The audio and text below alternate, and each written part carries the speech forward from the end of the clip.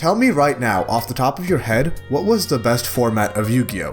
Try to keep it in the modern era, so Duelist Alliance onwards. Comment right now what you believe to be the format that was closest to perfection. Was it structure deck formats like ABC or Monarch? How about toss format with a good variation between combo and control? Maybe you really enjoyed the skillful back and forth of the tier limits matchup. What was my favorite matchup? It's insert whatever format you like, so you don't flame me for enjoying the Sword Soul branded format. I really like mid-range decks. I ask this because I don't remember the last time I have looked into a comment section or discussion and read anyone talking about how much they enjoy the current format for like the last several years. Nor have I seen a video talking about it at all. You can see Farfa or any other Yugi-tuber uploading a video about why they or the community don't like what's going on, but you won't find a single vid talking about the times they really enjoy playing the game. Why is that? The cynical answer is because negativity is more popular than positivity. You can get the most views and attention in this algorithmic hell by talking about how bad things are, even build whole careers weaponizing the emotion of anger towards a bad product. And I'm not calling anyone out here. I myself have done this for my single most successful video, and not on purpose, it was more of a discussion, but I don't mean to attack anyone here. It's just the truth, so as a result, people trying to grow will end up making more negative content, but now we are going outside the boundaries of Yu-Gi-Oh! What makes a good format is so damn subjective, and I believe it changes dramatically depending on your skill level, free time, and knowledge of the game as a whole. Let me break it down for each subgroup of Yu-Gi-Oh player and their general thoughts. Obviously, you cannot get 100% accurate reading on an entire group of people, but I think this is a solid approximation. Now, what are the things the majority can agree on for an ideal format?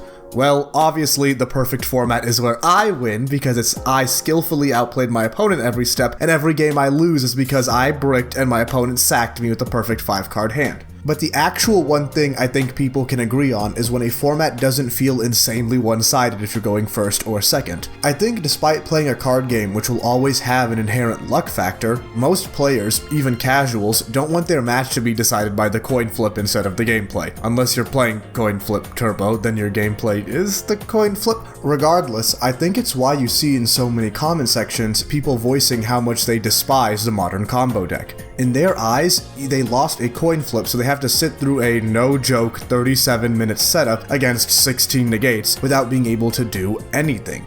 And you know what? That's fair. I can't blame anyone for hating that. On the flip side, going second decks in Master Duel got a similar sort of hate. Regardless of what I do going first, my opponent is just going to Lava Golem it and then attack into it with Mikanko or Numeron and win no matter what I do? So, it's important for an ideal format to have a good balance of going first and going second. I think the strongest pro for tier format was the fact that it didn't really matter if you went first or second. But I know the tier format was very controversial. Please don't flame me. Remember, my favorite format just happens to be the one you, dear viewer, love the most. I think another universal agreed upon wish for a format is being affordable. Nobody enjoys dropping 1,000+ on their cardboard for the meta. If only we can agree on liking and subscribing to the channel. I have a ton of exciting projects and discussions coming up, so make sure to stay in the loop. Now we got that out of the way, it's time to ask, diverse formats or limited? The pros of a diverse format are pretty obvious. They are more available meta decks to play. These are the kinds of formats that can bring players who enjoy very different strategies to happily compete against one another. A great example was last year. After the Arise Heart ban and before Age of Overlord, there were so many decks with the potential to top or even win a YCS. Unchained, Rescue Ace, Tier Lament, a bunch more I'm forgetting to name right now, so I'll put them in editing.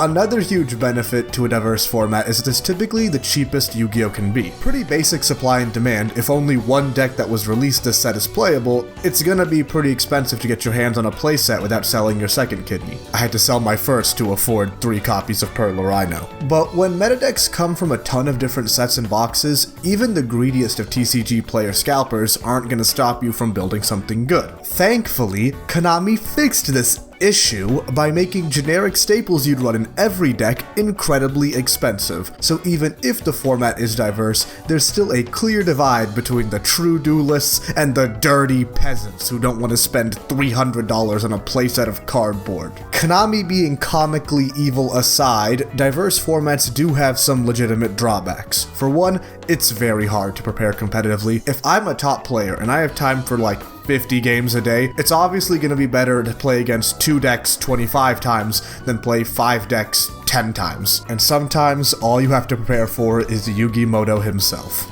Exodia obliterates. Unbelievable.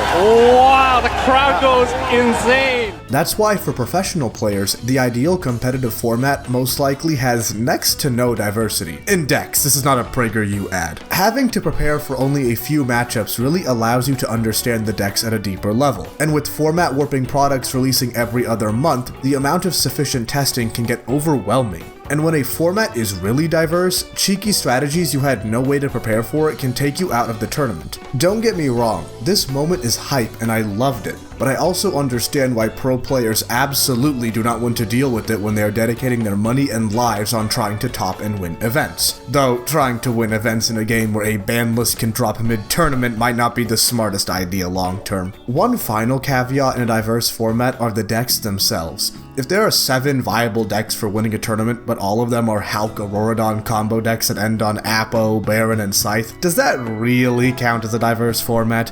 Technically, you are running different archetypes as it fulfills the same goal, but for me, it all feels the same. Even in diverse formats, the existence of generic bosses kinda waters down the appeal of it. Sneak peek, my next video is going to address how generic boss monsters are unhealthy to the game, so tune in for that, please. But for a format to truly be diverse, there needs to be a variety of endboards and playstyles that can win a tournament, not a format where every rogue deck is using Scythe and DPE. Now, what do I think the ideal format is? With the way Yu-Gi-Oh is designed and marketed, we should have some formats with about 3-ish meta-relevant decks. Wait, just hear me out if you are someone who loves a rogue or pet deck from years ago. Whether it's a diverse format or not, you're probably not going to win against someone playing meta at a serious level.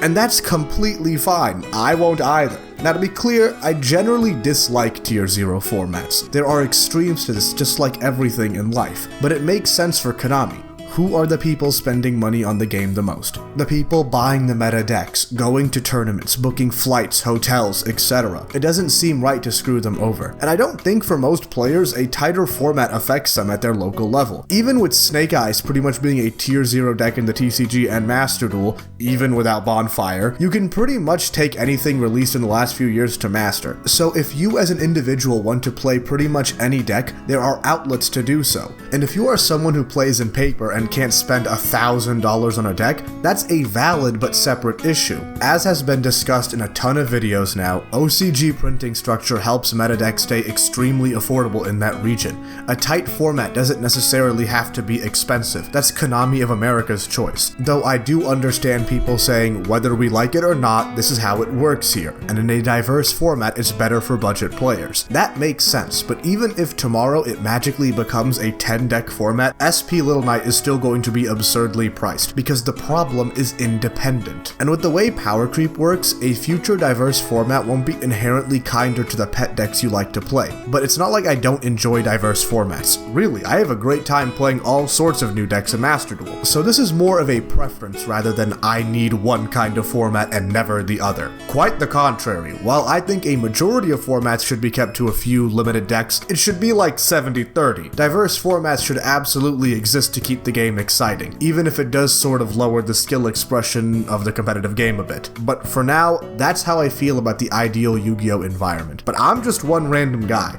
What do you guys think is the ideal format? Please comment below, I would love to know and I read every single one of them. This is BreadBoyWeeb, signing out.